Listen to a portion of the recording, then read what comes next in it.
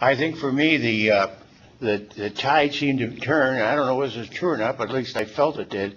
I was in Italy when D-Day took place in France, and I remember where they had we were in a replacement area with thousands of guys being shipped all over, and they had the big loudspeakers in the yard near the orderly room, and they were broadcasting the radio broadcast of the D-Day invasion, and of course everybody knew it was going to happen sooner or later.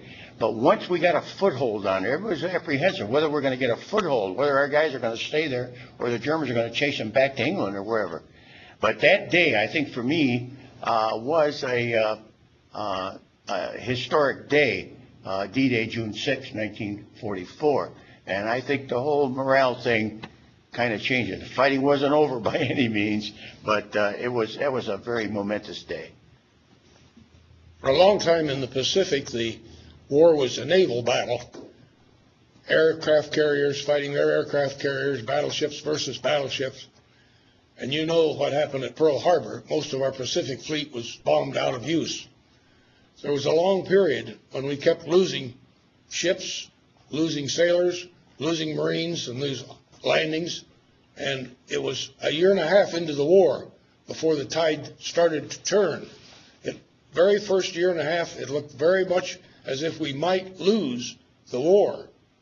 The war in the Atlantic was a different ballgame because we were sinking their German submarines at an increasing rate, but they were also sinking the convoy ships that were supplying England and Russia with supplies.